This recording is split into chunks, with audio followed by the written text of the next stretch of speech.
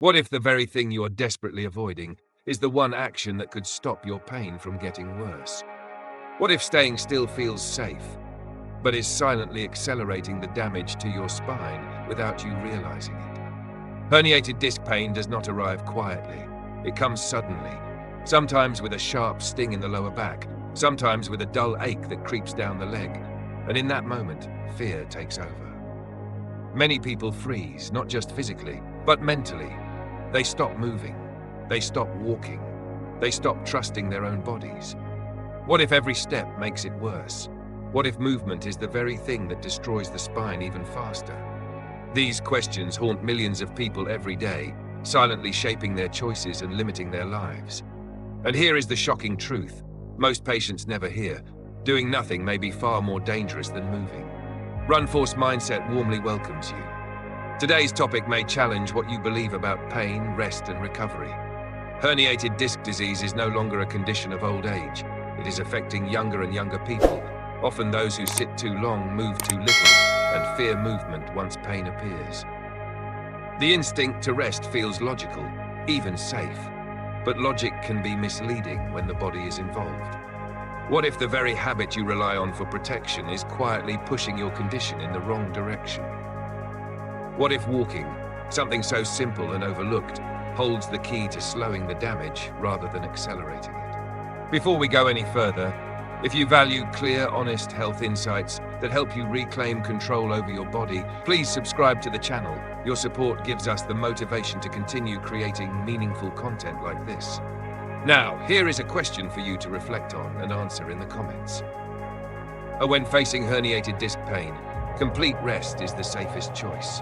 B. Correct movement, even when painful, may be part of the solution. Comment A or B below and let us know what you believe. One of the most damaging mistakes people with herniated discs make does not come from negligence, but from fear. Pain teaches the body to withdraw, and the mind quickly follows. Many patients begin to believe that any movement is a threat, that every step carries the risk of worsening the injury. Slowly, walking turns into sitting, sitting turns into lying down, and rest becomes a permanent state rather than a temporary remedy. What feels like self-protection gradually transforms into self-restriction. The problem is that the human spine was never designed for long-term stillness. When movement disappears, muscles that support the spine weaken, joints lose their flexibility, and circulation slows. Oxygen and nutrients struggle to reach the affected areas, while stiffness and inflammation quietly increase. Over time, pain no longer comes only from the herniated disc itself, but from the consequences of inactivity layered on top of it. This misunderstanding traps many patients in a vicious cycle. Pain leads to fear, fear leads to inactivity, and inactivity feeds more pain. The absence of movement does not give the spine time to heal. It deprives it of the conditions required for recovery. Recognizing this misconception is a turning point.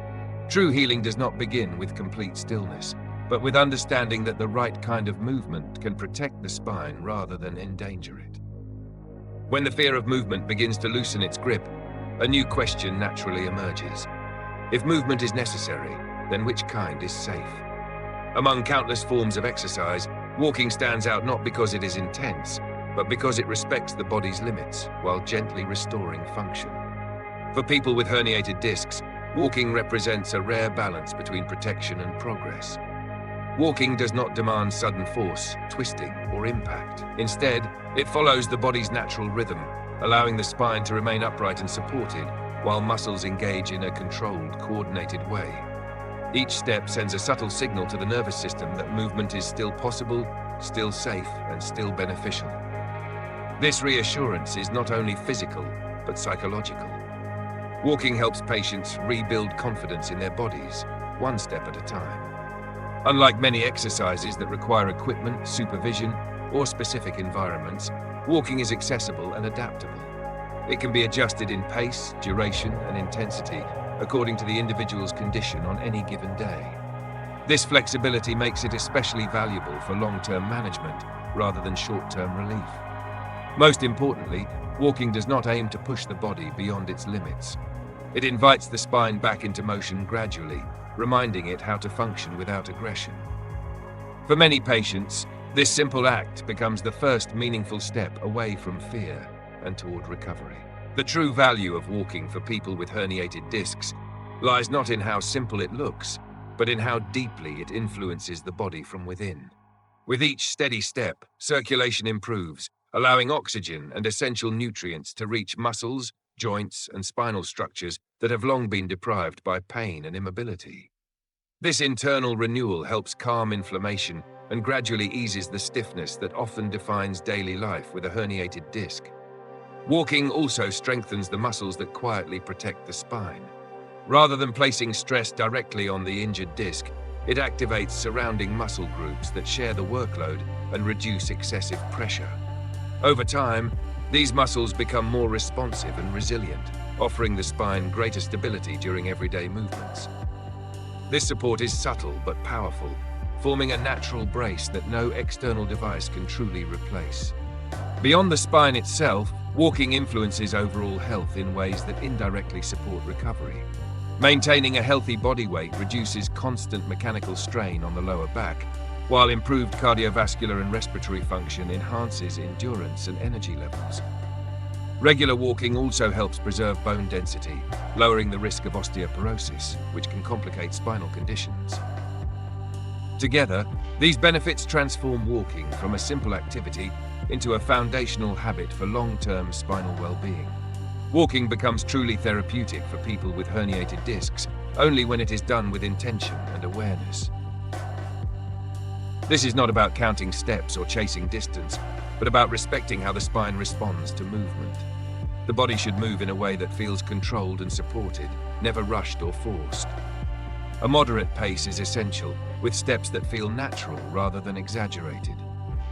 When steps are too long or too short, unnecessary strain can travel upward into the lower back, quietly undermining the benefits of walking. Time also matters as much as technique. Walking should be practiced consistently, yet broken into manageable sessions that allow the spine to adapt without fatigue. Short, repeated walks give the muscles and joints a chance to engage, rest, and recover in a balanced rhythm. Choosing calmer moments of the day, when the body is not tense or overheated, further reduces stress on the spine. Posture plays a critical role throughout the walk. An upright head, relaxed shoulders, and a straight back help distribute weight evenly. Arms should swing freely, guiding balance rather than forcing momentum. Breathing should remain steady and deep, supporting endurance without strain. When walking is approached with this level of care, it becomes a dialogue with the body, one that prioritizes healing over haste. Running often appears tempting to those who were once active, especially for individuals who associate movement with strength and recovery. However, for people living with a herniated disc, this desire can quietly become a source of harm. Unlike walking, running introduces repeated impact forces that travel upward from the feet through the legs and directly into the spine. Each landing sends a shock that the injured disc may no longer be able to absorb safely. What feels like progress can quickly turn into a setback marked by sharp pain or renewed inflammation. For this reason, most medical guidance discourages running as a regular activity for herniated disc patients. The risk does not lie in speed alone, but in the cumulative stress placed on spinal structures with every stride. Even light jogging can amplify pressure on discs that are already compromised. In rare situations where the condition is mild and symptoms are well controlled, limited running may be considered, but only at a very slow pace and for short durations. Even then, it should be alternated with walking and guided by professional medical advice. True recovery is not measured by how fast one can move, but by how well the spine tolerates movement. Choosing caution over impulse is not weakness, it is respect for the body's healing process. While walking plays an important role in supporting spinal health, it should never be viewed as a standalone solution. Herniated disc recovery is a long-term process that depends on the balance between movement, nutrition, daily habits, and medical guidance. Walking creates favorable conditions for healing, but the body also requires proper nourishment and care to respond effectively. Without this balance, progress may remain limited or temporary. Daily lifestyle choices quietly shape the outcome of recovery. Adequate hydration supports joint lubrication and helps maintain the elasticity of spinal tissues. A diet rich in calcium and vitamin D strengthens bone structure, providing a more stable foundation for the spine. At the same time, avoiding heavy lifting, sudden bending, or reaching overhead protects vulnerable discs from unnecessary strain. These small adjustments, repeated consistently, can prevent setbacks that undo weeks of careful effort. Equally important is the role of professional supervision. Self-medicating or ignoring medical advice can mask symptoms without addressing underlying issues, increasing the risk of long-term damage. Walking should complement a broader treatment plan rather than replace it. When combined with mindful daily habits and proper medical support, walking becomes part of a comprehensive strategy, one that respects the complexity of the spine and supports recovery with patience rather than shortcuts. Living with a herniated disc is not a sentence to stillness, nor is it a challenge to be overcome through force. It is an invitation to listen more closely to the body and to choose movement with intention. Complete inactivity weakens the spine, while careless exertion places it at risk. Between these extremes lies a sustainable path, one built on awareness, patience, and informed decisions. Walking, when practiced correctly, offers a way forward. It allows the spine to remain active without aggression, supporting mobility, circulation, and daily function. Running, by contrast, demands caution and discernment, as speed and impact can easily outweigh benefit. Progress is not defined by intensity, but by consistency and respect for physical limits. Recovery does not happen overnight. It unfolds through small, repeated choices that protect the spine and restore confidence in movement.